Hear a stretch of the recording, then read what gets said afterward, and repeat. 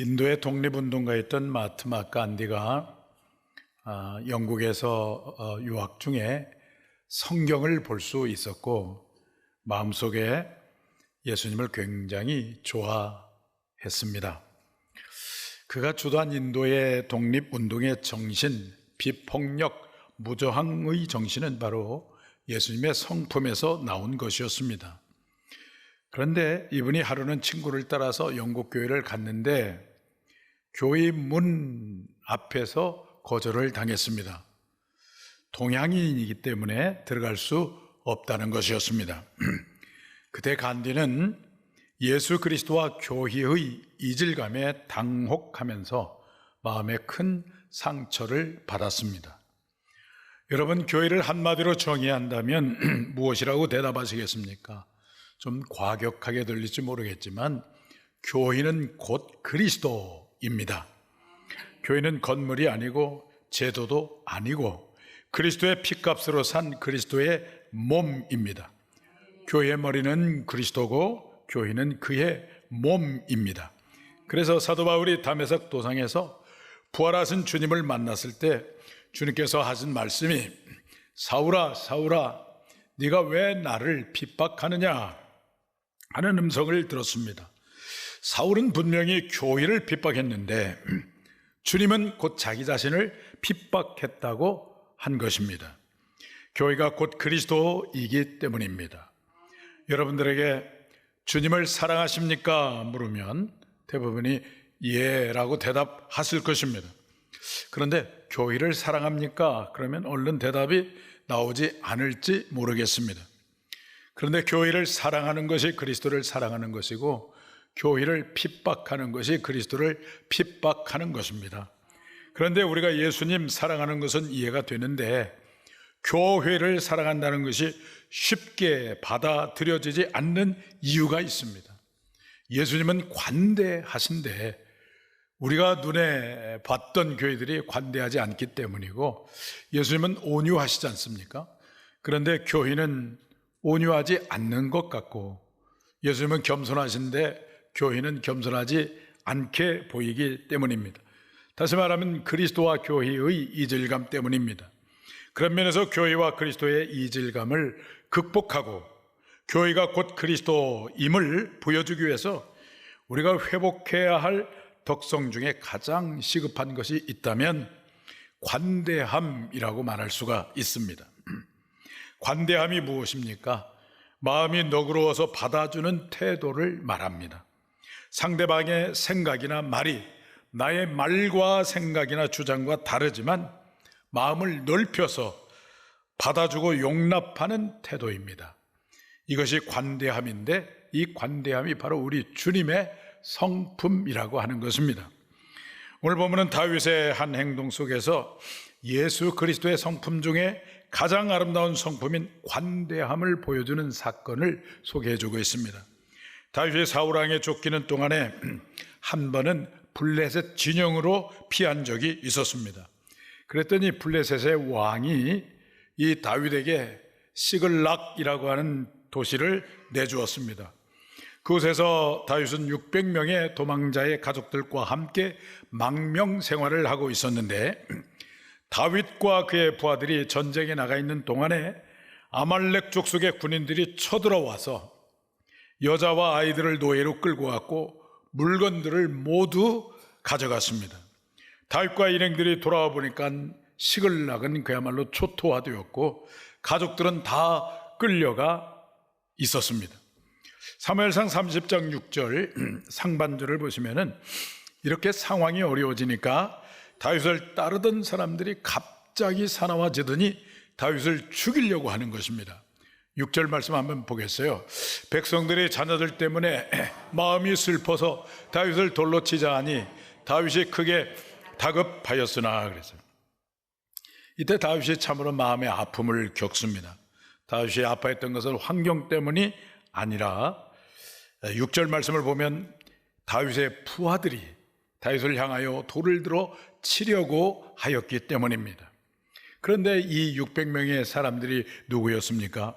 원래는 환난 당한 자였고 빚진 자였고 억울한 사람들이었고 쉽게 말하면 오갈 데 없는 사람들이었는데 그러한 사람들을 다윗이 품어주고 또 사랑해주고 섬겨주고 그러는 동안에 어쩌면 다윗과 같은 한 가족이고 동역자고 그리고 생사를 같이 하는 그런 사람들이었어요. 그랬던 사람들이 상황이 어려워지니까 다윗을 죽이려고 하는 것입니다. 그러나 다윗은 적개심을 가진 동족에게 분노하지 않고 하나님의 도우심으로 아말렉을 물리치고 빼앗긴 분여자와 물질을 도로 찾아와서 그들에게 나누어 주므로 원망과 불평이 가득한 이 시글락 교회가 관대한 교회가 되었던 것입니다. 하나님은 오늘 우리 교회도 주님을 드러내는 관대한 교회가 되기를 원하십니다. 원망과 불평, 분노와 저희가 가득한 시글락 교회를 관대한 교회 되게 한 다윗을 통해서 우리 교회가 더욱더 주님의 성품인 관대한 교회가 되기 위해서 우리가 붙잡아야 할 영성이 있습니다. 관대한 교회 되기 위해서 우리가 붙잡아야 할 영성이 무엇이겠습니까? 첫째는 하나님을 힘입는 영성입니다. 다윗의 일행들은 상황이 어려워지자 다윗을 원망하고 다윗을 향하여 돌을 들어치려고 하였고 모든 것을 다윗의 탓으로 돌리려고 할 때에 다윗은 그런 마음의 고통 가운데서 환경을 탓하지 않았고 또 사람을 탓하지 않았고 한 가지를 했어요. 그 한 가지가 뭐냐면은 하나님을 힘입었다고 하는 것입니다. 6절 말씀을 다시 한번 보겠습니다. 백성들이 자녀들 때문에 마음이 슬퍼서 다윗을 돌로 치자 하니 다윗이 크게 다급하였으나 그의 하나님 여호와를 힘입고 용기를 얻었더라. 다윗이 무엇을 했습니까? 다윗은 자기가 믿는 하나님을 힘입었습니다. 하나님을 힘입었다고 하는 말은 온전히 하나님 안에 거했다고 하는 의미입니다. 상황과 환경을 보지 아니하고 그의 마음과 생각이 하나님 안에 있었습니다. 그랬더니 갑자기 무엇이 생겼습니까? 용기가 생겼어요. 어떤 용기가 생겼을까요? 이해할 수 있는 용기, 그럼에도 불구하고 사랑할 수 있는 용기, 환경을 초월할 수 있는 이 용기, 그 용기가 생겨났어요. 여러분, 우리의 생기와 능력과 용기의 원천은 어디에 있을까요? 바로 하나님 안에 있습니다. 하나님 안에 있을 때, 나의 시선을 하나님께 둘 때, 나와 함께 하시는 하나님, 나의 진심과 믿음을 하시는 하나님께서 환경을 초월하는 용기를 우리에게 주십니다. 어려운 환경을 만나고 사람들로부터 정죄받고 관계가 악화되고 그럴 때 얼마나 마음이 괴롭고 고통스럽겠습니까? 그러나 다윗은 그들을 원망하지 않았습니다. 그들의 탓도 하지 않았습니다. 오직 하나님으로 인하여 용기를 얻었습니다. 우리의 삶의 길에서 어려운 자리, 힘든 자리, 아픔의 자리를 걸어갈 때가 있습니다. 특별히 관계를 통해서 그런 일들을 많이 겪습니다. 그동안 베푼 사랑은 다 잊어버리고 한 가지 서운한 것 때문에 원망하고 불평할 때 마음이 속상할 수 있습니다. 그러나 그때 우리가 붙들어야 할 것이 무엇일까요? 바로 하나님을 바라보는 것입니다. 지금까지 나를 인도하시고 사랑하시고 나를 붙들어 주신 하나님을 바라보는 것입니다. 나의 시선을 하나님께 두는 것입니다. 그때 그 하나님과 나와의 관계 속에서 지금까지 행하셨던 하나님의 역사, 하나님의 인도하심, 하나님께서 베풀어 주신 놀라운 사랑과 은혜를 기억하며 현실을 뛰어넘는 용기를 얻게 되는 것입니다. 오늘 사랑하는 저와 여러분들, 함께 삶을 나누고 신앙생활하는 이 공동체 속에서 지체들 때문에 오해받거나 진정한 사랑이 부정당하거나 어떤 어려움을 만났을 때 꼭 한 가지를 결심하셨으면 합니다. 나를 인도하시고 나를 나보다 더 잘하시고 나의 고통을 내가 겪는 것보다 더 고통스러워하시며 나를 사랑하시고 나를 포기하지 않는 하나님, 그 하나님을 힘입는 것입니다. 제가 존경하는 목사님 몇 년 전에 작고하셨는데 그 목사님께서 후배인 우리들을 모아놓고 이런 말씀을 주셨습니다. 여러분, 목회하다가 교회에 이런저런 일로 사람의 소리가 나면 입을 꼭 다무십시오. 대신에 기도하십시오. 하나님과 대면하기 위하여 조용한 방에 들어가 기도하는 동안에 하나님께서 역사하셔서 저절로 문제는 풀어지고 여러분의 교회는 다시 화평한 교회가 될 것입니다. 그 말씀이 마음에 와닿았던 적이 있었습니다. 사랑하는 여러분, 한 공동체에서 최선을 다해서 섬겼고 사랑했는데 오해와 원망의 소리가 들릴 때 우리가 붙잡아야 할 것이 무엇이겠습니까? 갑작스럽게 호의가 거절당할 때, 사랑이 오해받을 때 다윗처럼 우리 모두가 하나님을 붙드는 우리 모두가 되기를 축복합니다. 하나님 안에 거하십시오. 하나님 앞에 나아가 하나님을 의지하십시오. 그럴 때 잠시 혼란스러웠던 교회는 다시 조용해지고, 불완전한 교회가 조금씩 주님을 닮아가고, 이기적인 성도는 조금씩 이타적인 성도로 바뀌면서 교회는 조금씩 관대한 교회, 주님을 드러내는 관대한 교회가 될 것입니다. 이런 축복이 여러분 모두에게 임하기를 축원합니다. 관대함이 있는 교회가 되기 위해서 우리가 붙잡아야 할 영성이 무엇이겠습니까? 첫째는 하나님을 힘입는 영성입니다. 둘째는 하나님께 묻는 기도의 영성입니다. 어림의 환경을 만나고 문제를 만났을 때 다윗이 무엇을 했습니까? 문제의 해결의 기미가 인간적으로 아무것도 보이지 않을 때, 길이 보이지 않을 때, 그러면 사람들이 원망하는 소리, 불평하는 소리, 그리고 누구에게 책임을 전가하는 소리, 이런 소리로 가득할 수밖에 없어요. 그런 상황에서 다윗은 무엇을 했냐면은 기도했다는 것입니다. 이것이 참으로 중요한 것입니다. 그 기도를 통해서 공동체 안에 벌어진 갈등을 해결하고 관대한 교회가 되게 했습니다. 그런데 여기서 중요한 것은 다윗의 기도는 무조건 문제를 해결해 달라는 기도, 무엇을 달라는 기도가 아니라 묻는 기도였다는 것입니다. 오늘 8절 말씀 가운데 보면 다윗이 여호와께 묻자와 이르되 그랬어요.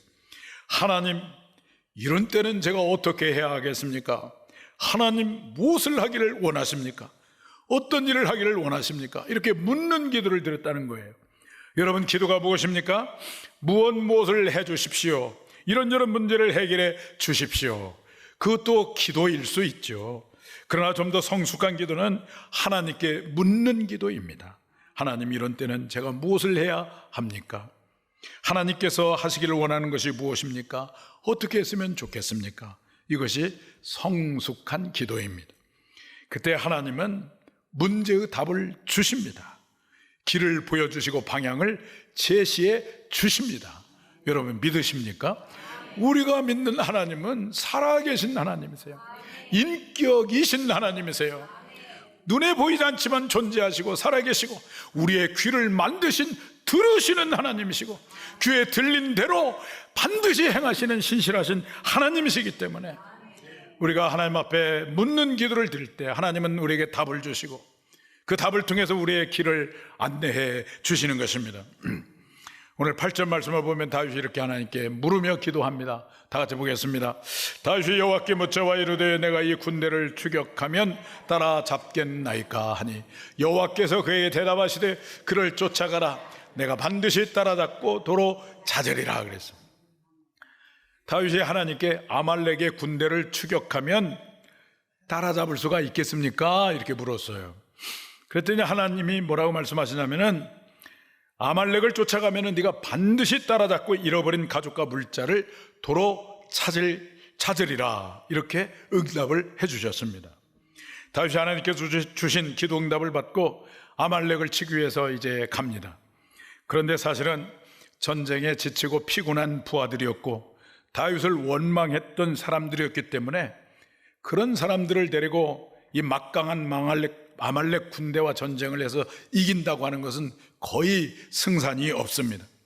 더군다나 그 600명의 군인 가운데 그 600명의 군인들이 전쟁을 이렇게 향해서 가는데 도중에 그 200명의 군인들이 우리는 더 이상 갈 수가 없습니다 하면서 그 부솔 시냇가에서 그냥 멈추고 말았어요. 원망과 불평이 가득한 사람, 나는 전장에 못 나가겠습니다 하고 이탈한 사람들 때문에 사기가 뚝 떨어진 상황에서 어떻게 전쟁의 승리를 하고 빼앗긴 가족을 도로 찾을 수 있다는 말입니까? 그러나 다윗은 이 아말렉을 추격하면 따라잡겠습니까? 라고 기도했을 때 추격하라, 내가 반드시 따라잡고 빼앗긴 것을 도로 찾으리라, 이 하나님의 응답을 믿고 나머지 400명을 데리고 아말렉을 추격합니다. 추격하며 가는 도중에 다윗이 쓰러져 있는 애굽 사람 한 사람을 발견을 해요. 그 쓰러진 사람을 정성스럽게 먹여주고 그리고 마실 것을 주고, 그런데 알고 보니까 사흘 동안 먹지도 못했고 마시지도 못했어요.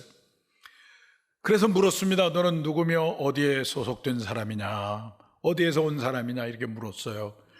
그랬더니 그가 얘기하기를, 나는 아말렉 군인의 종이었는데 병들어서 쓸모없다고 생각하고 버림을 당한 사람입니다 라고 대답을 해줘요.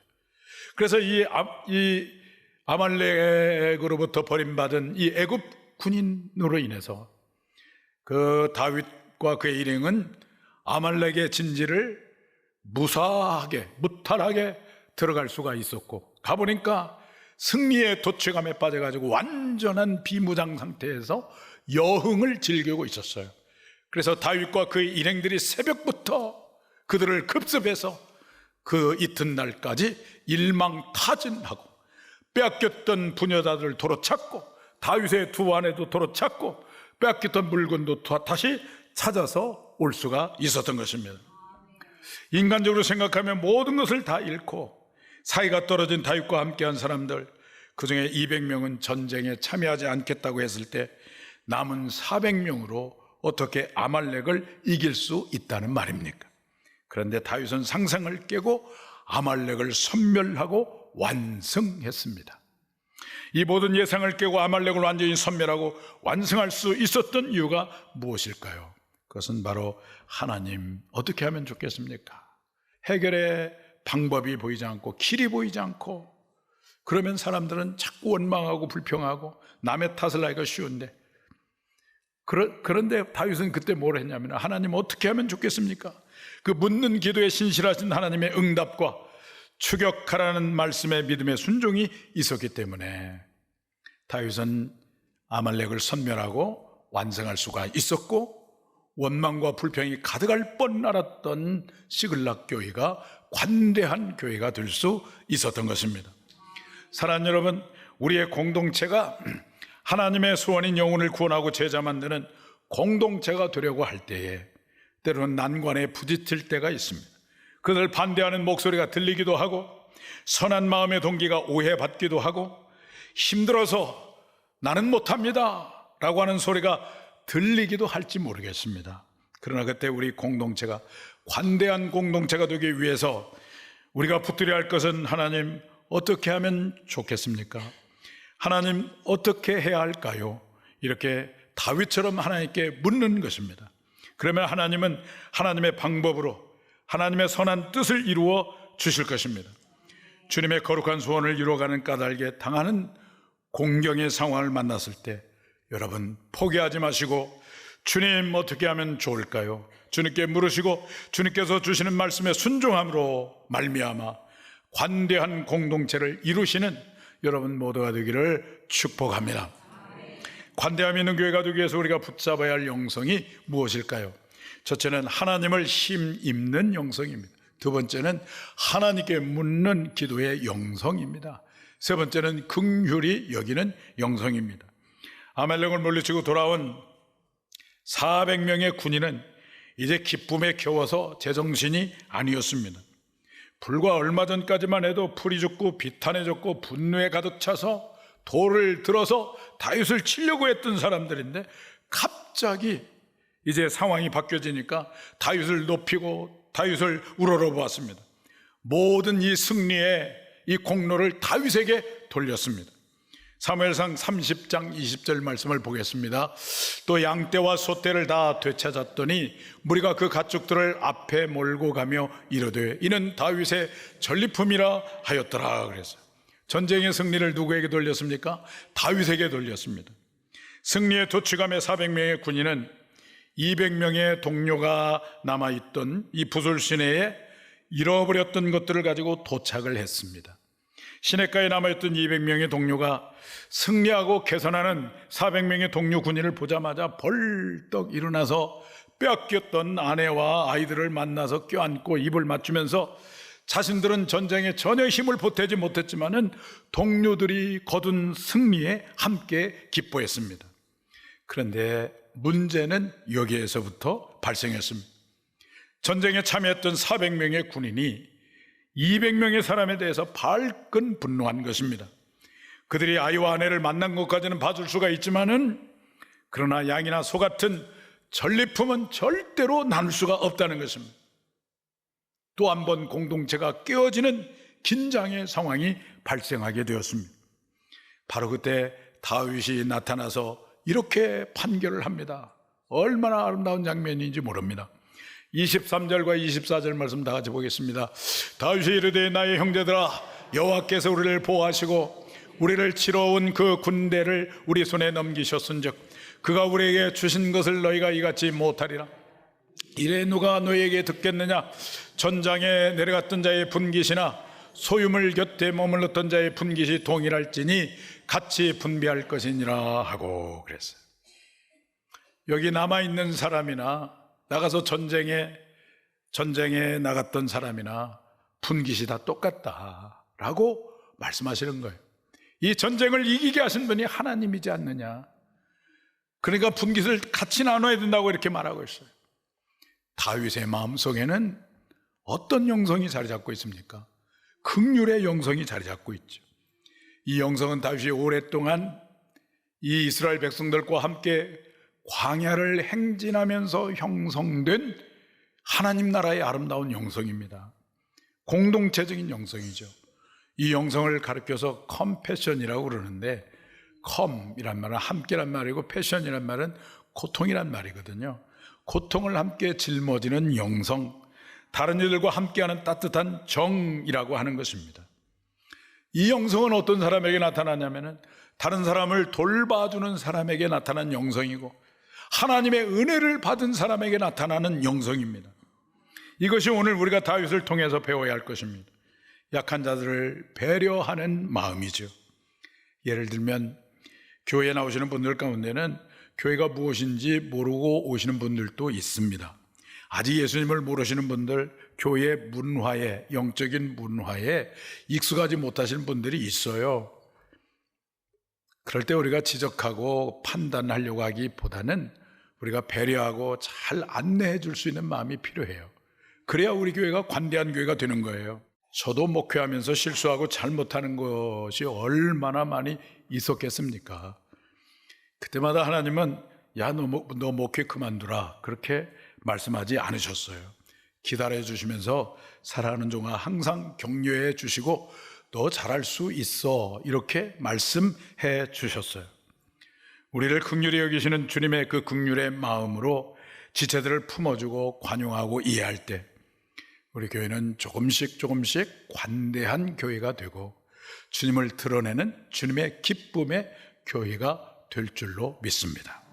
사랑하는 성도 여러분, 하나님은 지금도 우리 교회가 관대한 교회이지만 앞으로 더 관대한 교회가 되기를 원하십니다. 상황이 뒤틀리고 어려움이 있을 때 사람의 힘으로 해결하기보다는 다윗처럼 시선을 하나님께 두고 하나님 안에 거함으로 믿음의 용기를 가질 때 우리 교회는 점점 관대한 교회가 될 것입니다. 그리고 혼란과 불확실한 상황을 만났을 때 그러면 자꾸만 혼돈의 소용돌이 가운데 우리가 묻히거든요. 그런데 그때 다윗처럼 하나님 어떻게 하면 좋겠습니까? 그렇게 물으면 신실하신 하나님이시기 때문에 우리의 기도를 들으시고 응답해 주시고 방향을 정해 주시고 길을 보여주시고 문제를 해결하게 해주시고 그래서 마침내 관대한 교회가 되게 할 것입니다. 그리고 오늘 전쟁에 나갔던 사람이나 나가지 않는 사람이나 똑같이 대했던 다윗처럼 우리도 똑같이 대하고 똑같이 귀중하게 여기는 긍휼로 말미암아 우리의 공동체가 관대한 공동체가 되어서 우리가 모두 함께 주님의 소원을 이루어가는 영적 여정의 동역자로서 함께 안식과 평안과 자유함을 누리는 여러분 모두가 되기를 주님의 이름으로 축원합니다.